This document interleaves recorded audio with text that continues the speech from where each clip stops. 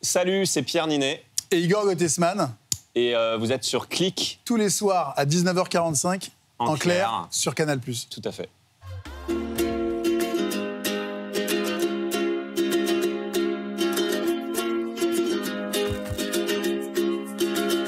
Et ça va?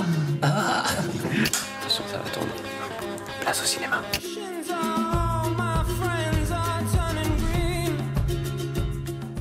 Je suis pas jury au César, mais ça, je pense que ça méritait une petite statuette, ouais.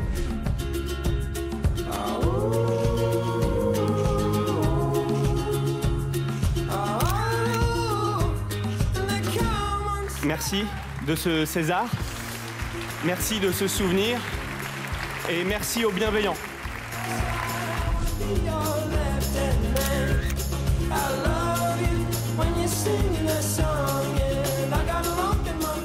Et maintenant, qu'est-ce qu'on va faire?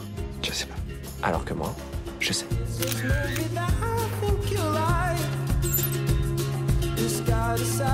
Voilà, c'est comme ça qu'on fait des films. Action. Ah, plus fort. Plus fort.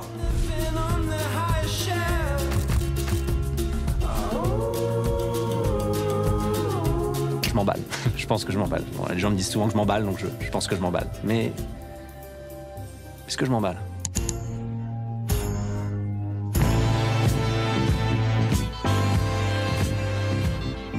Bienvenue Pierre. Merci. Ça va bien? Ça va et toi? Je suis très content de te recevoir. C'est ta première fois dans Click. Tout à fait. Alors, tu es entré sur une musique qui a été choisie par un ami. On l'écoute.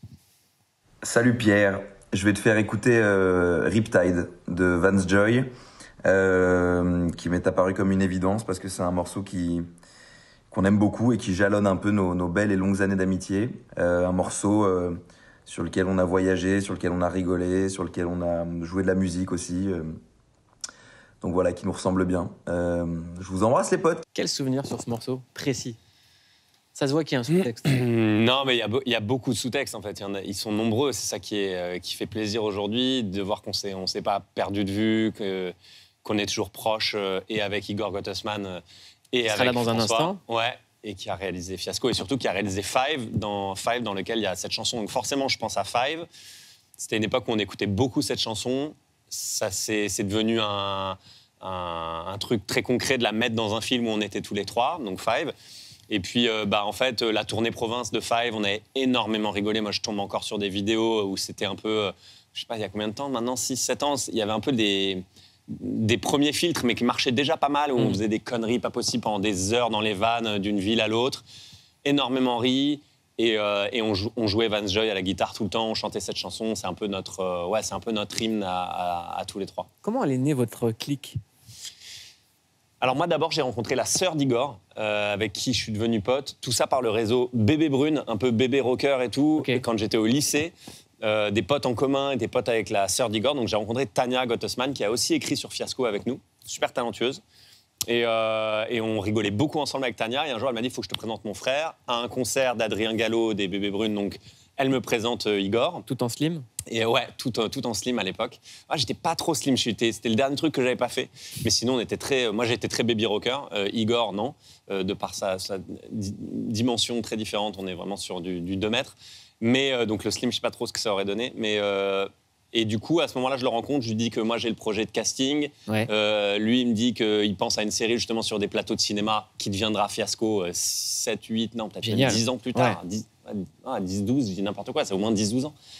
Et voilà. Et là, je rencontre Igor. Et Igor me dit, il faut que je te présente un gars que j'adore. Il joue dans mon court-métrage. C'était un peu la carte de visite de Five à l'époque. Il avait fait le court-métrage Five. C'est François Civil. On se rencontre. Et la première soirée qu'on passe tous les trois, une des plus grandes rigolades de ma vie. Je ne savais même pas qu'on pouvait rire autant sur 4 heures d'affilée. J'étais par terre, quoi. Et plaisir, bonheur d'être inspiré et admiratif de l'humour de ces gars-là. Et donc l'équipe est née. Voilà. Et l'équipe est née ce soir-là, quand on s'est rencontrés pour la première fois tous les trois. Il y a eu cette communion, quoi.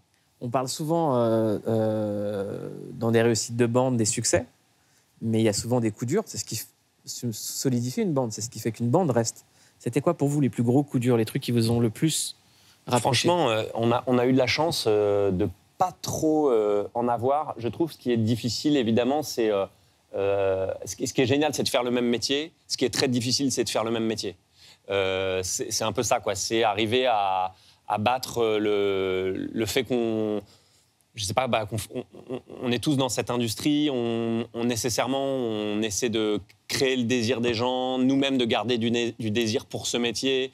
Donc ça, c'est une dynamique un peu compliquée. Forcément, parfois, c'est humain, on va être tenté de se comparer aussi à des gens, puis des fois à des potes. Et donc, l'idée de rester dans une bienveillance, pour le moment, ça a été naturel et ça s'est fait chez nous. Mais je pense que dans la durée, c'est de garder de rester soudé, de rester bienveillant, de rester... voilà, en fait, souvent on dit...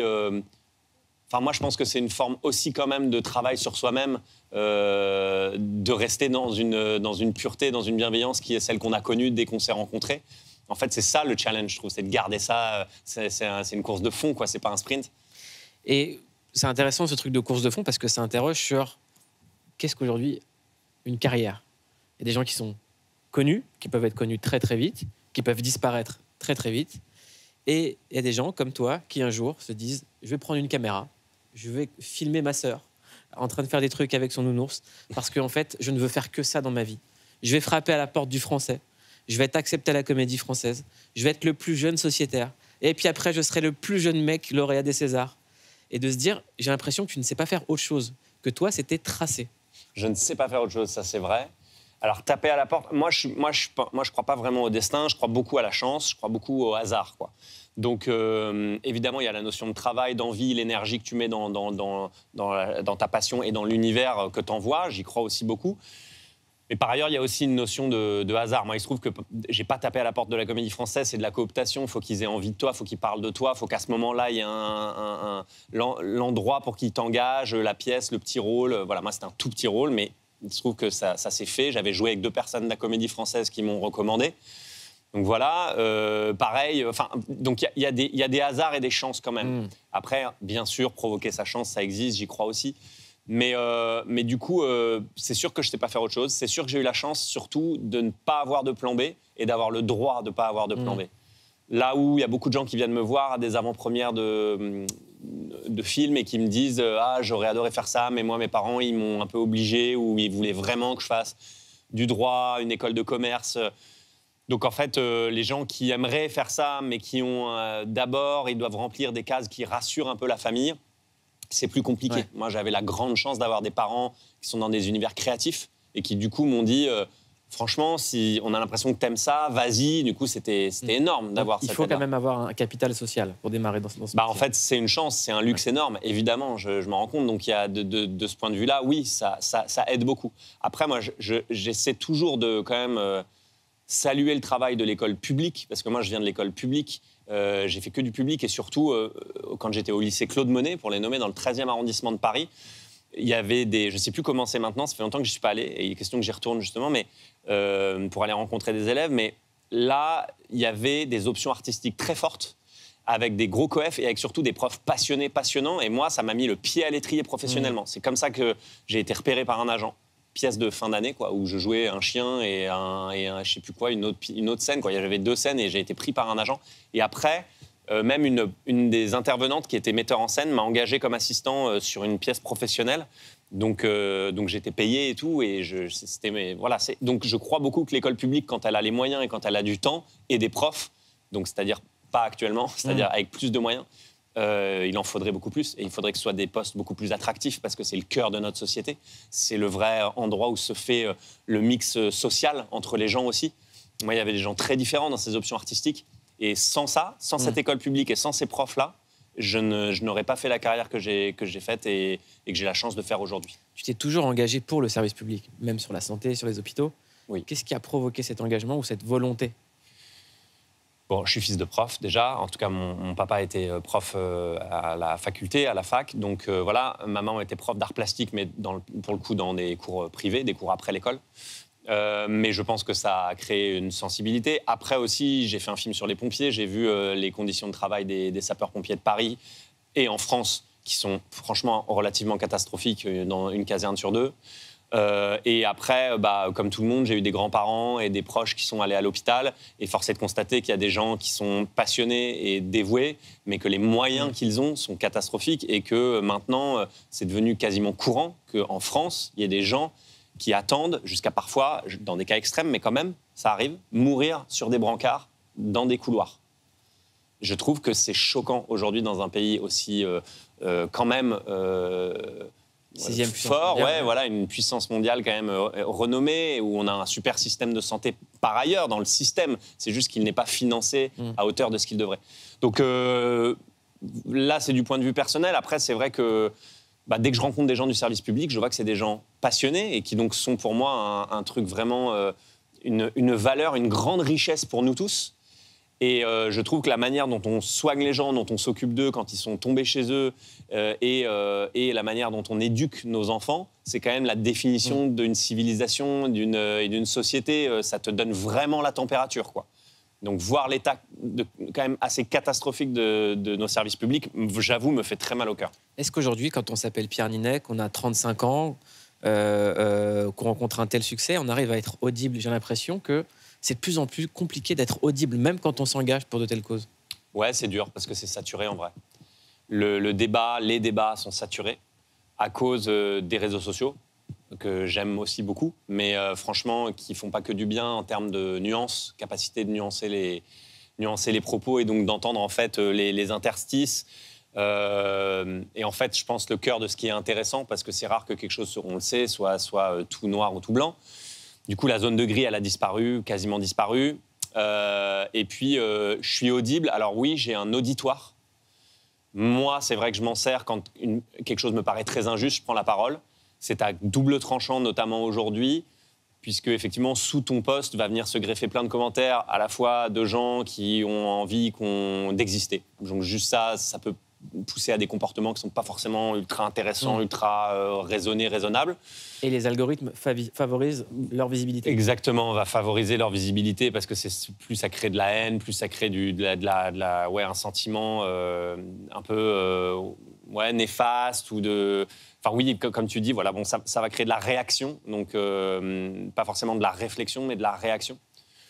Donc voilà, et puis d'un côté, moi je prends la parole parce qu'en même temps j'ai envie de dire aux gens, si vous aviez un auditoire, est-ce que vous ne le feriez pas quand vous verriez quelque chose d'injuste ou qui vous paraît peut-être facilement compréhensible ou réparable dans la société, ou voilà. Et d'un autre côté, on nous reproche beaucoup, mais vous êtes artiste, pourquoi vous ouvrez votre gueule? En fait, attends, fais ton métier d'acteur, commence pas à parler de sujets, machin. Comme si on avait abandonné notre statut de citoyen. Alors que moi, je l'ai jamais... Enfin, en tout cas, ce que je sache, j'ai jamais abandonné ce statut. J'y tiens beaucoup. Je suis français. J'ai grandi, encore une fois, dans ces écoles. Et ça fait partie de ma chance, ça fait aussi partie de mon devoir, moi, je crois, de pouvoir, en tout cas, de mon pouvoir, de pouvoir dire ce que je pense de certains sujets. Est-ce que la France de tes 35 ans, elle ressemble à celle de ton enfance? Qu'est-ce qui te manque le plus? Qu'est-ce qui a changé? Qu'est-ce qui t'inquiète le plus? En vrai, encore une fois, les réseaux sociaux. Voilà, moi, j'ai grandi avec la Game Boy et Pokémon et Dragon Ball. Et c'est vrai que le temps, on le passait à autre chose. Enfin, beaucoup moins quand même sur des écrans. Je dis Game Boy, c'était... c'est quand on avait le droit. Et c'est... Voilà.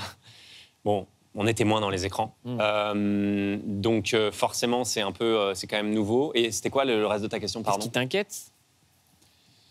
Je vais pas mentir, sincèrement, je l'ai déjà dit, mais comme beaucoup de gens, et je suis inquiet des conclusions scientifiques sur l'état du monde, la biodiversité, de l'écologie et du changement climatique en général.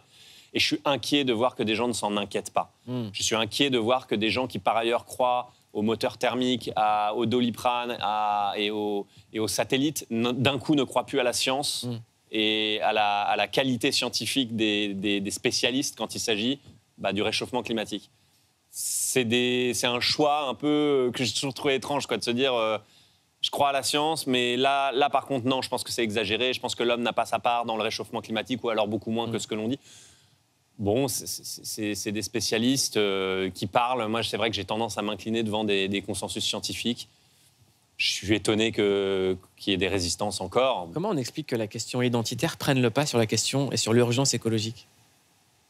Comment on en est arrivé là, en fait? Parce que peut-être... je ne sais pas si elle prend le pas.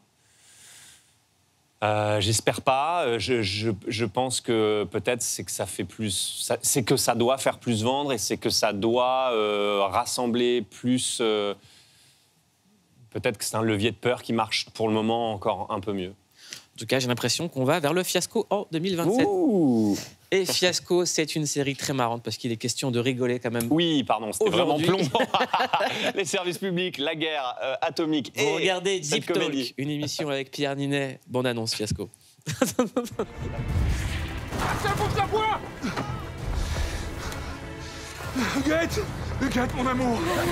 Aïe, putain, coupé. C'est pas la Normandie, c'est une chicha, votre truc, là. Mais je crois qu'il vaut mieux virer la fumée, sérieusement. Peut-être pas toute la fumée, parce que j'avais imaginé... Non. Toute. Allez, toute la fumée, plus safe. Plus safe, exactement. Allez, ça tourne. Action, tu peux dire action. Action. Ah, plus fort. Plus fort. Ah non, tu dis action plus fort. Action. Voilà.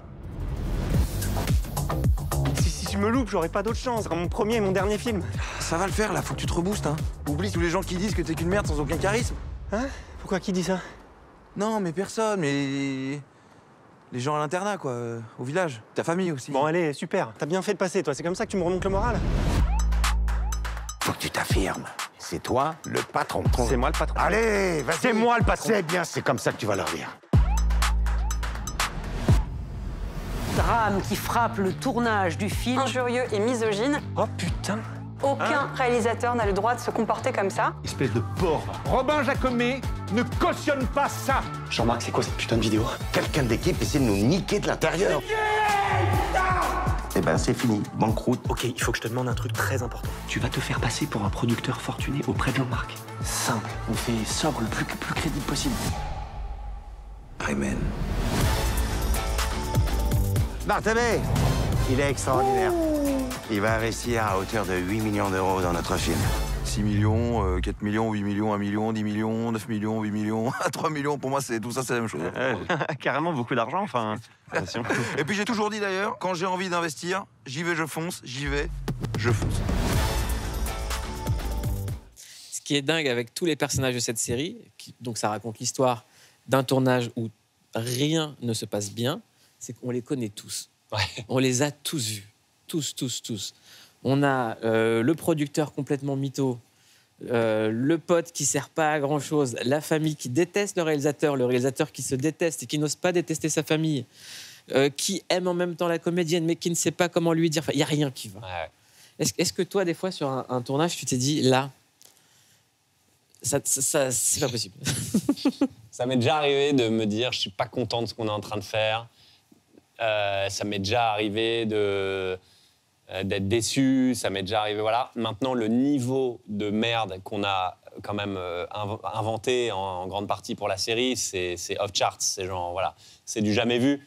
Et en même temps, c'est ce qui est éclatant, c'est que voilà, il y a à la fois Raphaël qui essaie de faire son film, qui n'a pas le charisme, qui n'a pas le talent requis pour être dans le show business, et qui essaie de plaire à tout le monde tout en faisant un film, ce qui est quand même assez incompatible. Et du coup, qui fait de la merde. Et en plus, il va découvrir qu'il y a un corbeau qui le fait chanter et qui empoisonne des acteurs, qui détruit les décors, et qui met des vidéos, des bad buzz sur Internet et tout, qui fabrique des bad buzz.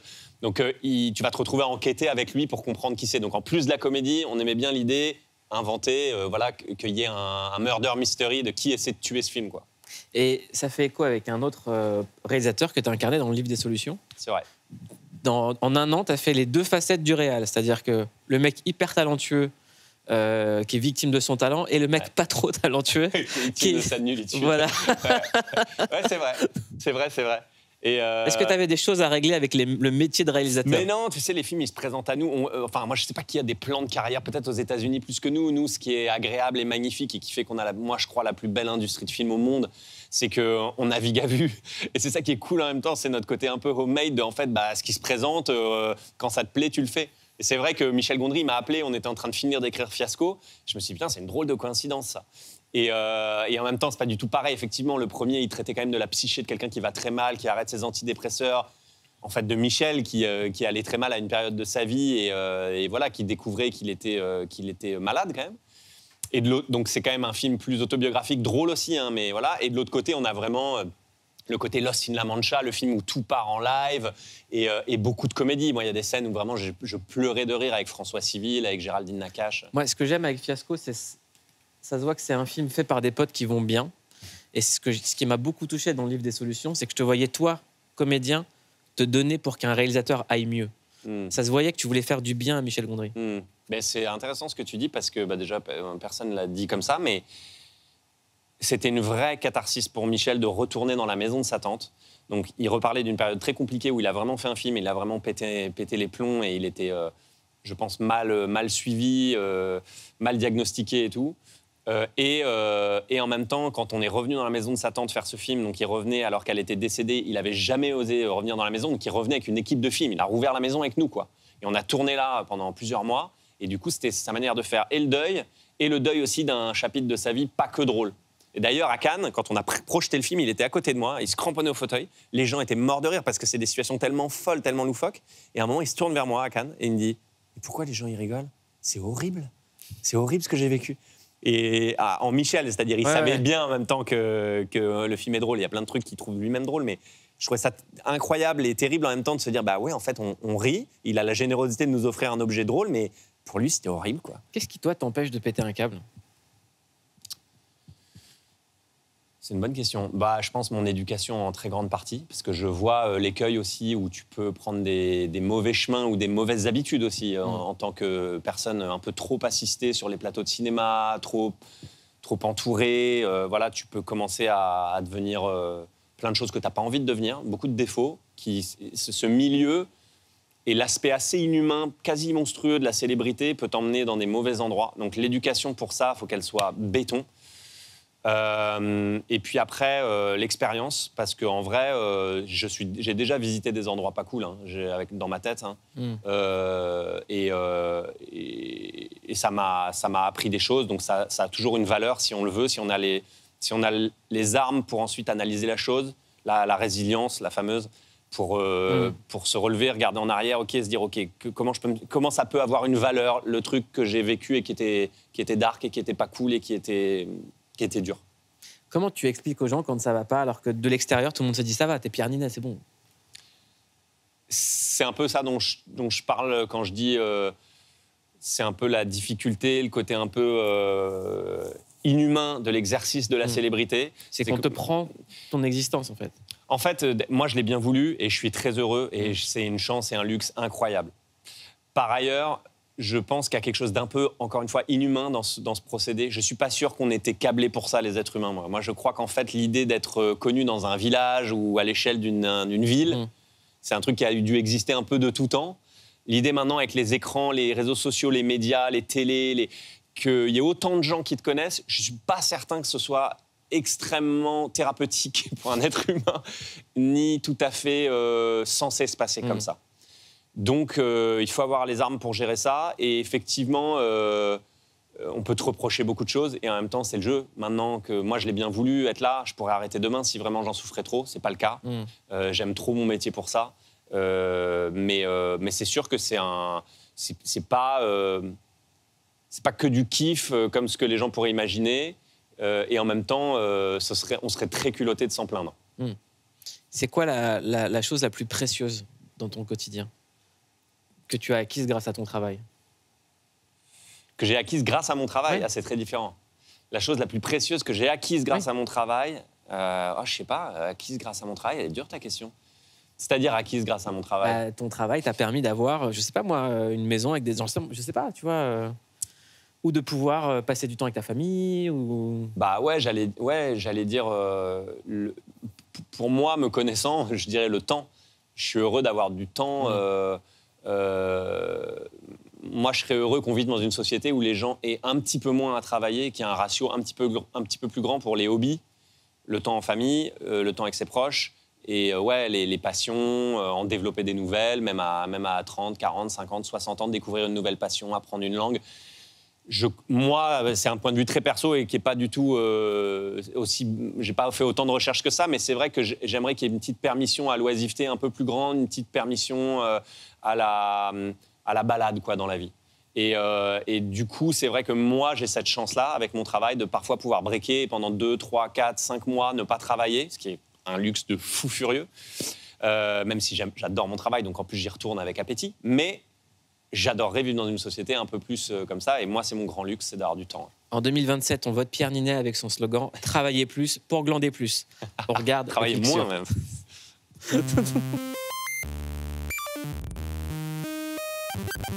On a cliqué sur vous, Pierre Ninet, l'acteur un peu agaçant, qui fait de la moto, du surf et qui est à l'aise avec tous les instruments de musique.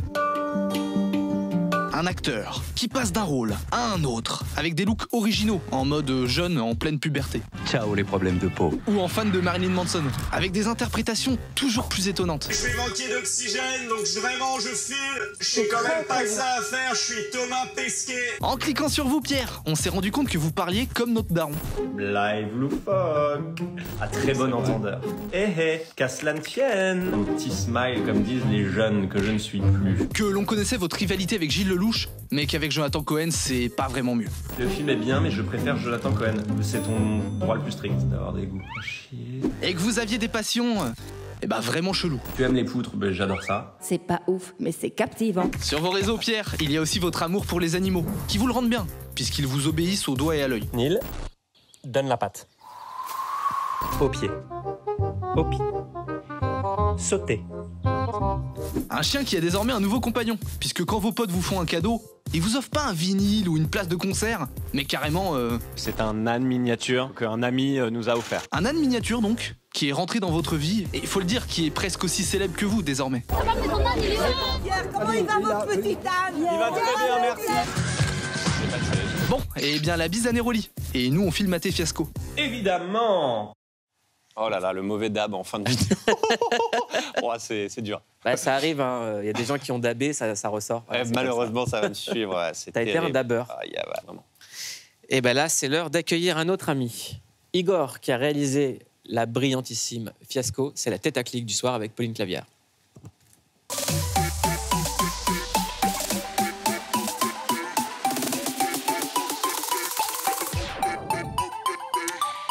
Salut Pierre Ninet, salut Mouloud, bonsoir à tous. Notre tête à clic du jour, vous la connaissez bien, Pierre, puisqu'il s'agit du réalisateur Igor Gottesman. On vous a découvert ensemble à la télévision, dans la série que vous avez co-créée, Casting, sur Canal+. Il y joue Richard, le directeur de casting. Ce qu'on est en train d'essayer de faire, là, c'est un biopic de David Douillet et de Jamel Debbouze. Mais du coup, ça va pas être un peu bizarre, ça? Bah non, pas du tout. Nous, on compresse les coups, on prend les biopics de deux gars hyper importants et boum, tu vois. C'est un peu le biopic de Jamel Douillet, en fait. Ok. Igor Gottesman réalise ensuite son premier film, Five, dans lequel vous êtes aussi, Pierre Ninet, et c'est lui qui est derrière la série Family Business, avec notamment Jonathan Cohen. Elle est très très bonne. Riez, putain, riez. Faut créer du lien. Et comme acteur, on l'a vu dans le film Edmond d'Alexis Michalik ou encore à l'affiche de Cash avec Raphaël Quenard. Il vient de sortir sa dernière série, Fiasco, dans laquelle il joue aussi le réalisateur du making. Voilà. C'est bien là? Ça tourne? C'est bon. Allez, viens. Suis-moi. Et sinon, Slice, c'est ton vrai prénom? Ah non, moi c'est Jean-Robert. Ah, oula. Slice, ça swing, j'aime bien. Ah, merci. Alors voilà. Ici, t'as tous les corps de métier. Ça bouge dans tous les sens. Le cinéma. Tiens, là, regarde. Filme ça, s'il te plaît. C'est Raphaël, le réalisateur, avec son actrice principale. Bonsoir, Igor Chuchoter toute Gottesman. l'émission? Oui, c'est ça, vous voulez qu'on la fasse comme ça. Chuchoter? Je vous présente pas Pierre Ninet, c'est pas la peine. Bon, je vous présente Mouloud, que vous connaissez. En vrai, c'est un peu ASMR. Les gens croient que c'est sur Internet, il y a les vidéos. Parce que c'est bien capté. Pardon, je t'explose ta chronique. Vas-y, on y va. La série, à voix haute. elle sort dans 5 jours maintenant. Tous les deux, vous êtes dans quel état d'esprit? Elle sera disponible via MyCanal, évidemment, sur Netflix. Enfin, sur Netflix. Quel état d'esprit? Excité. C'est 2 ans et demi de travail pour moi non-stop depuis le début de l'écriture avec Pierre et puis la fin de la post-production. Et maintenant la promo et la série qui sort la semaine prochaine. Excité que les gens découvrent, hâte d'avoir leur retour. On espère que ça leur plaira. On est fiers de ce qu'on a fait, nous. On se dit, on propose un truc qu'on n'a pas vu 1000 fois en France. Avec... Très marrant. Déjà, juste une série très marrante, on l'a pas vu 1000 fois en France. C'est marrant. Je viens de dire. Les deux, c'est pas du tout la première fois que vous travaillez ensemble. On l'a vu. Est-ce que la version qu'a racontée Pierre tout à l'heure de votre rencontre, vous la validez? Ou est-ce qu'il y a un truc qu'on ne sait pas? Elle est fausse. Non, elle est totalement validée. Tu voulais mettre un slim. Tu mettais pas le slim. Jamais. Moi, j'étais full team baggy à cette époque. J'étais même plutôt un peu... Baggy à cette époque, alors que c'était fini le baggy à cette époque-là. Full fini, mais moi, j'ai lâché tard. Ouais. Il revient fort, le baggy. Il revient très fort, le baggy, attention. Je l'ai croisé tout à l'heure, il va y revenir. Ouais, il revient il est sur le chemin du retour. Igor Gottesman, vous avez 38 ans. Vous êtes né à Paris. M'a-t-on dit de parents psychanalystes? Ma mère est psychanalyste, c'est vrai. Vous vous passionnez très tôt pour le cinéma. Pierre disait tout à l'heure que pour lui, il n'y avait pas de plan B. Est-ce que pour vous, c'était la même chose ou est-ce que vous aviez prévu d'autres choses? Alors moi, mon père était réalisateur en télévision et il y a eu plein de moments où sa carrière, c'était compliqué. Ça s'est pas bien goupillé, ça n'a pas toujours été super fluide. Donc du coup, moi, annoncer à mes parents à 16, 18 ans que je voulais faire ça, je ne l'ai pas fait tout de suite. J'ai mis du temps, je crois, à l'accepter. Et j'ai d'abord commencé des études de droit. Alors après, attention, je dis j'ai commencé des études de droit, j'ai fait 2 mois. J'ai sauté avant le premier galop d'essai. Et j'ai vu un film à l'époque qui s'appelle Les Indestructibles, un Pixar. Ouais. Et je ne sais pas pourquoi... J'ai vu avant-hier avec mes filles. C'est vrai? Ouais. Et je ne sais pas pourquoi, je suis sorti de ce film et j'ai été voir ma petite sœur à l'époque, avec qui j'ai écrit Fiasco, entre autres, et avec qui je prépare une série là en ce moment. Tania, j'ai été lui dire, ouais, je crois qu'il faut que je dise aux parents que j'ai envie de faire du cinéma, parce que si je le fais pas, je vais raser les murs, ça va pas. J'ai compris plus tard, je crois, en psychanalyse, que dans Les Indestructibles, on les empêche d'être des super-héros. Puis finalement, on les laisse être des super-héros. Et que moi, en faisant ce métier, j'avais un peu l'impression d'être un super-héros. En disant, je vais pouvoir rentrer dans la vie des gens sans jamais les rencontrer. Peut-être leur influencer leurs choix. Peut-être les aider à rire, à soigner des plaies. Voilà. Et du coup, je l'ai analysé comme ça plus tard.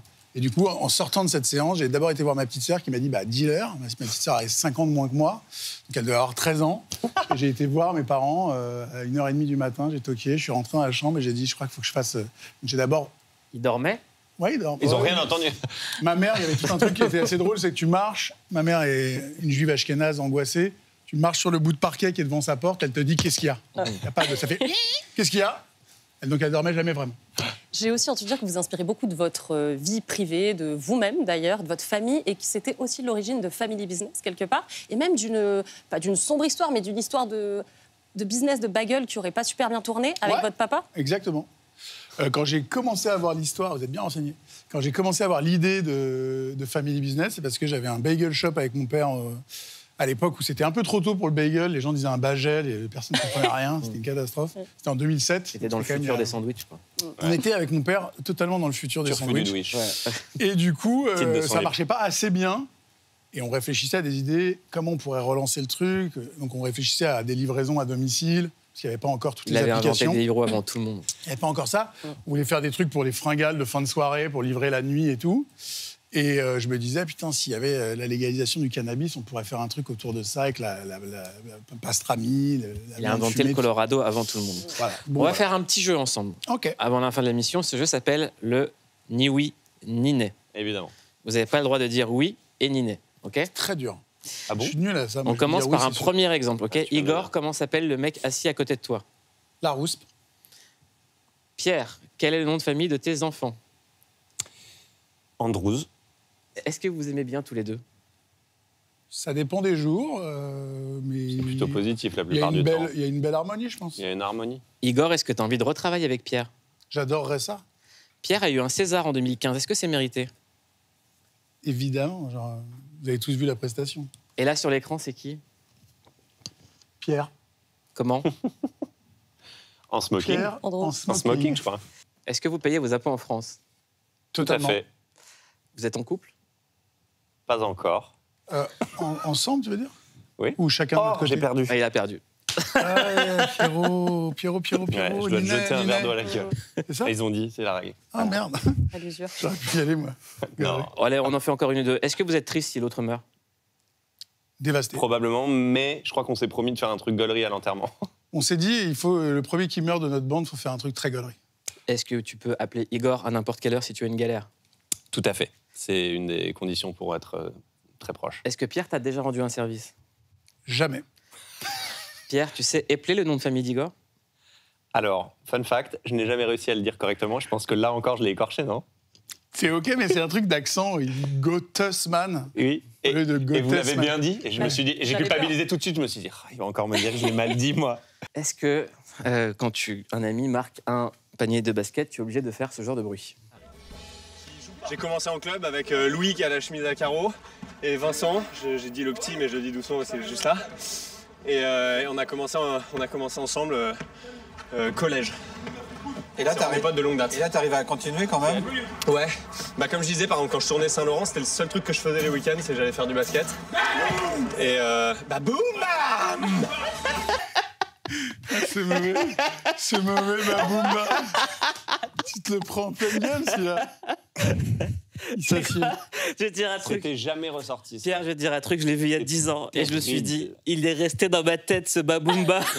Et des fois, j'en rêve. Je te vois faire. C'est que tu le fais ressortir. C'est terrible. Ça fait 10 ans qu'il l'a Parce que moi, un gars qui fait ça, je peux le charrier pendant des années. Oui, voilà. Mais c'est une preuve d'amour. Surtout en parlant, ouais, en fait, le basket, Baboumba. Et après, je reviens à ma conversation, c'est catastrophique. C'était bien, c'était drôle. Oh, la honte. Je l'ai bien aimé, moi. Igor, Pierre, je vous félicite pour Fiasco. C'est une série absolument réussie et magnifique. Allez la regarder, c'est disponible sur Netflix via MyCanal.